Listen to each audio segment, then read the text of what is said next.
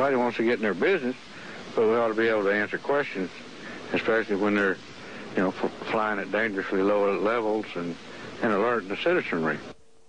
We contacted the mayor of Port Aransas, and in the Corpus Christi Caller-Times, he was also quoted as saying he was not warned of the impending raid. It can be termed nothing less than actual terrorism against the American people. By definition, terrorism seeks a political aim by scaring a population or a group of people. It's plain for all thinking people to see. America is in the process of a radical change, and I'm afraid to say it's not for the better. Alice, Texas was next on the list for Delta Force training. And one of my listeners on my radio program dropped by and talked to the police chief of Alice, Jack D. Compton. And what he found out was interesting. A very key piece of information came out. Foreign troops were involved in at least the Alice operation. You see, Jack D. Compton's comments didn't make much sense until about a month after Operation Last Dance, when Anniston, Alabama got a visitation by 800 Rangers accompanied by Russians. You'll find out later they actually turned the power off to part of the city because they felt like it. But let's go ahead and talk to the chief. Then we'll go and show you where Delta engaged in some of its training. Literally 100 feet from a backyard where children were at play.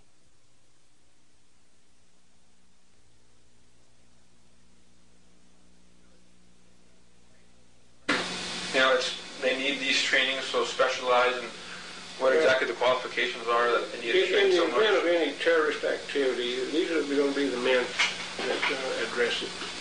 And they need to keep their skills honed to a razor's edge. They have to.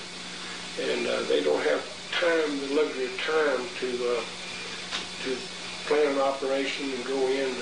Can't plan it forever. They've got to make a move, make it fast. And so time is of the essence, and having their skills up to a high level is very important. But these are the people that you're going to call on for any terrorist activities. But who are the terrorists? It's certainly not Bill Clinton giving all of our nuclear weapons designs and enabling systems to the Chi-Coms. No. It's people like the Davidians or Randy and Vicki Weaver at Ruby Ridge, Idaho. Yeah, we're the terrorists. We're the danger. We're the threat because we won't submit to total domination, total control, total slavery.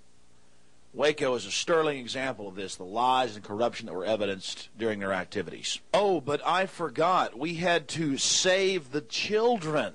That's why we burned the 17 little children to death.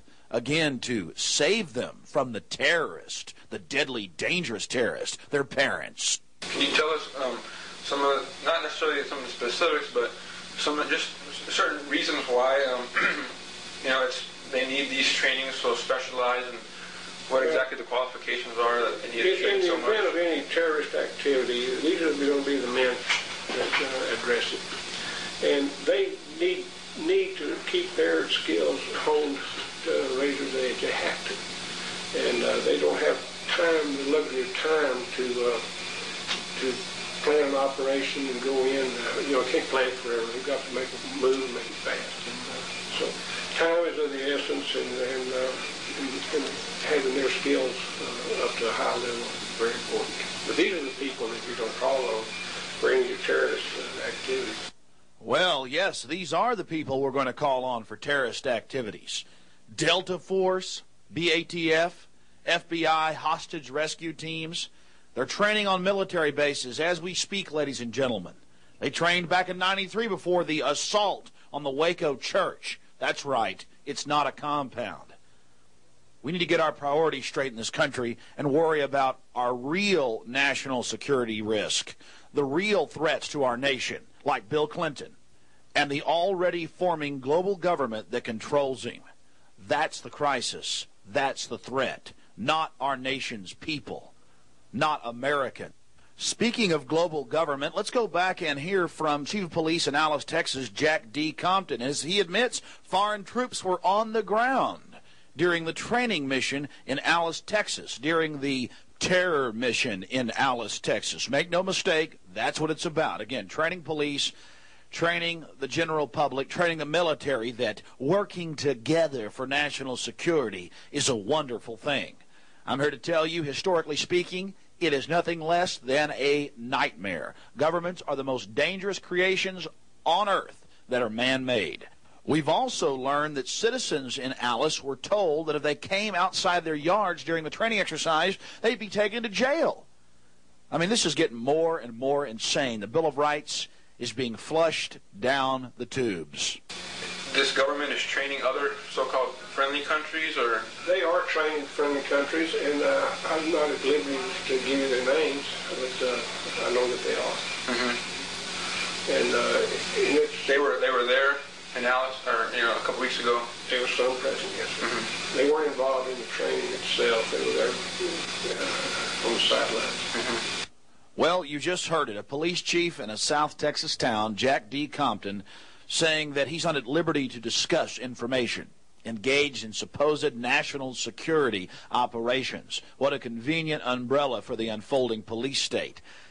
But there's one problem with that whole argument. Why are foreign troops in almost all of these exercises, according to my sources? Why are they allowed to see all this secret activity? But the American people, in many cases, aren't even warned in the name of national security, because people like Walter Szulkowski, spokesperson for Army Special Operations at Fort Bragg, has stated many times in many publications that, well, we can't let the public know because we have to protect our tactics. Oh, I see. The foreign troops aren't your enemy. You just got to protect your tactics from your enemy, and that's obviously the American people. Can you describe how many, and describe also the helicopters that were there? Well, the helicopters were Black Hawks, and they came in blacked out. We didn't see them except for the skylight, and they were completely dark.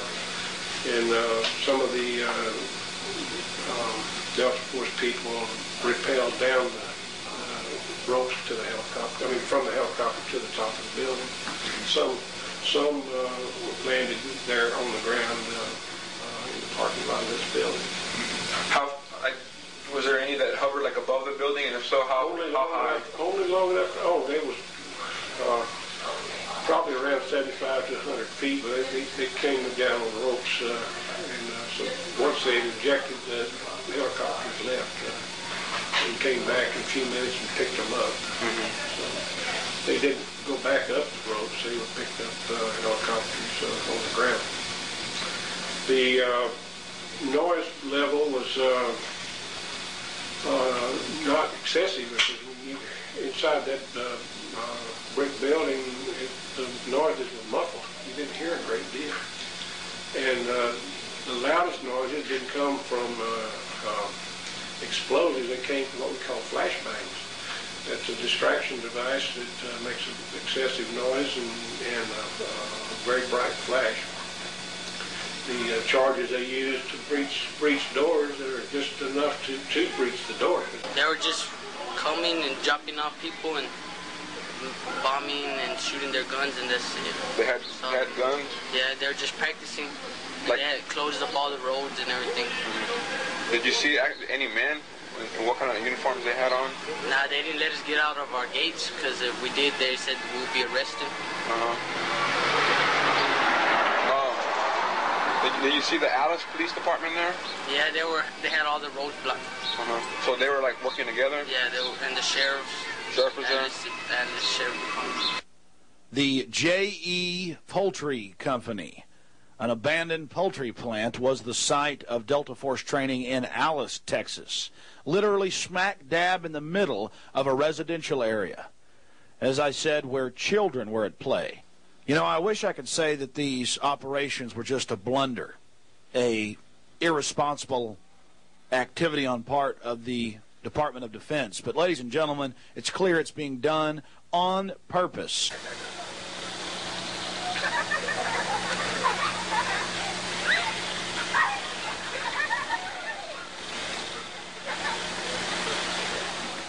And don't forget Gracie. She lives in Casa Ricarda, a retirement home that was right across the street from the detectives building, the old detectives building in Kingsville.